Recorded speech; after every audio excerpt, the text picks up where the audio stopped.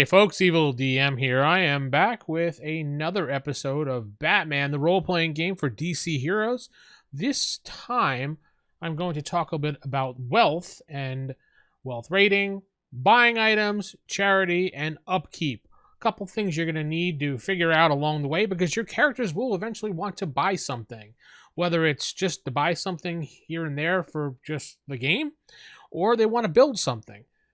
The building part's going to be a little bit hard because the book has no concept of prices as far as what items really cost. So, as the GM, you're going to have to make things up. First things first, how do we do a wealth check? Well, it's real simple. Let's get the chart up here for you. All right, we got the chart up here.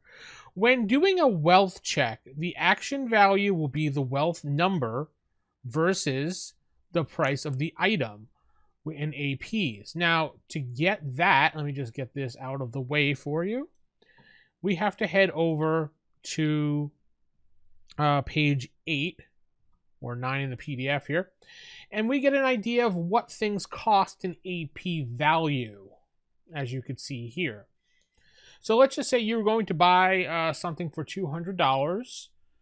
Let's say it's an iPad, that's too low. Let's say it's an Android tablet for $200 because you want to be able to use it. And that's not really that great of an Android tablet, but I'm just using it as an example. What you would do is, with your wealth rating of 3 versus 2, you would need a 9 or better when rolling.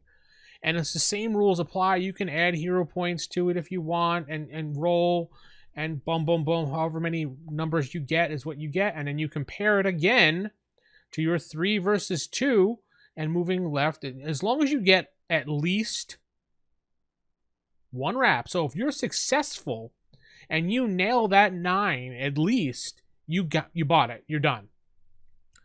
The more wraps you get, it really doesn't matter. So you just want to meet the number. It doesn't really pay much of a difference if you get more or not, or all, or just as long as you score 1 wrap. That's all they ask. Okay.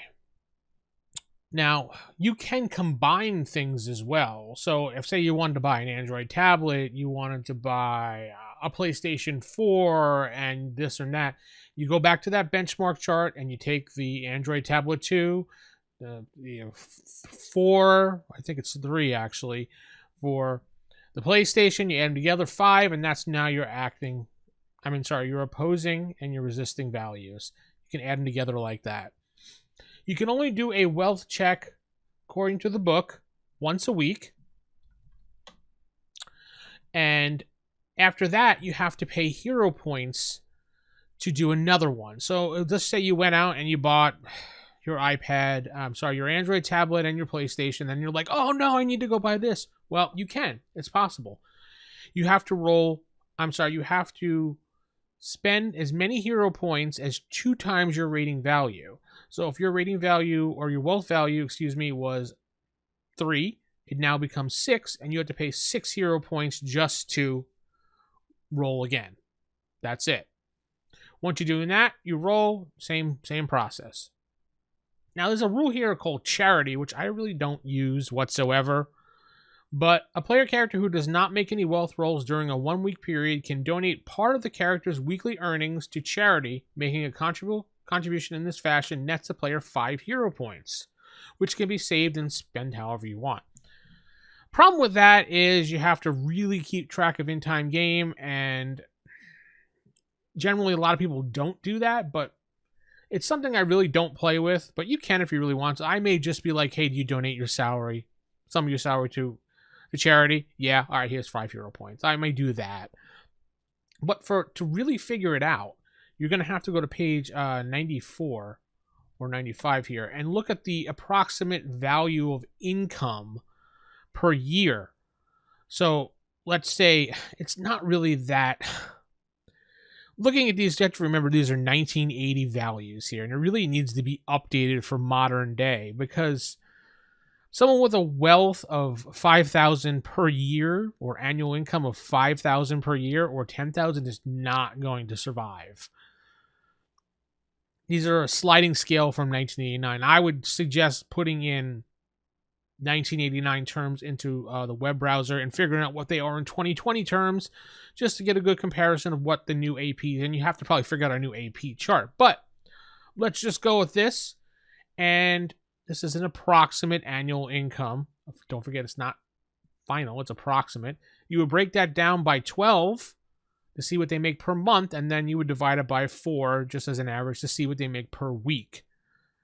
Not a lot of money on some things, especially if it's like 5,000, but that's the way you would have to figure it out to see how much he would have per week.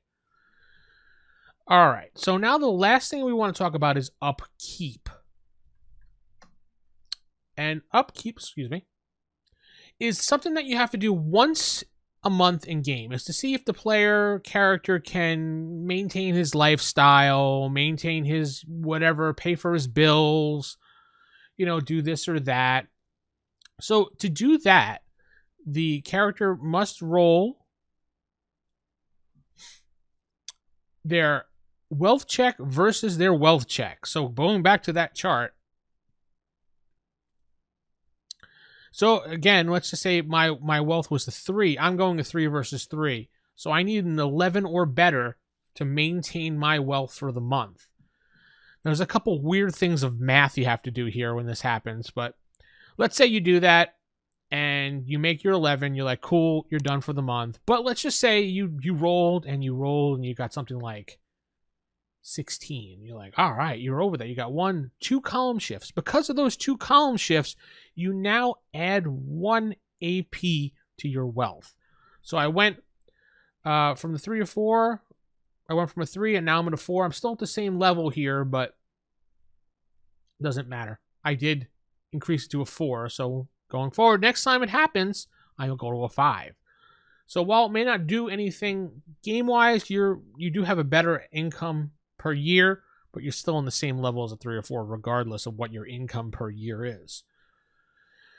And the more you go forward, for every 2 column shifts, you add 1 AP to your wealth. So like I said, I was at a 16. I got 2 column shifts, but I don't go to the 18, so no. But let's say I scored a 22, so that's like 4 column shifts. So I add 2 to my AP. Boom. Look at me. I'm rolling in the dough. Call it you inherited some money. You got a raise at work. A rich uncle left you money. Whatever the GM decides they want to do with the story, or you as the player can decide it yourself. Doesn't really matter. You can leave it up to the GM, leave it up to the player, however you want to handle it.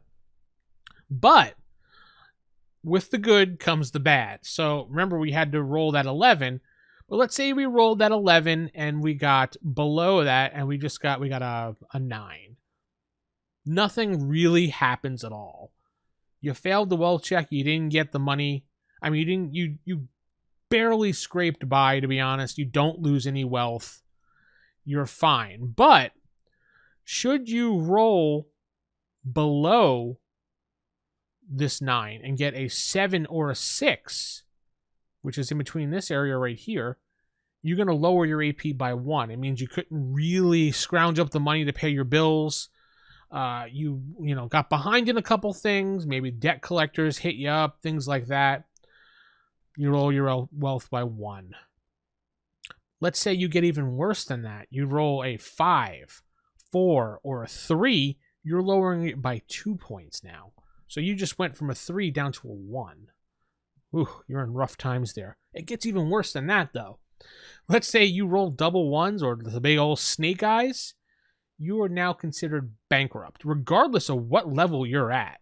You could be all the way up here at 22, and you roll double 1s. Boom, 0 goose egg. You are bankrupt.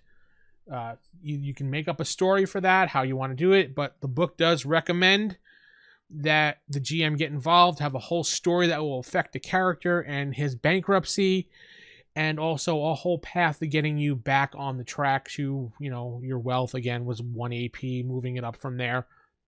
It should be a nice story involved with the character, be a good story arc, a good way to see the character growing.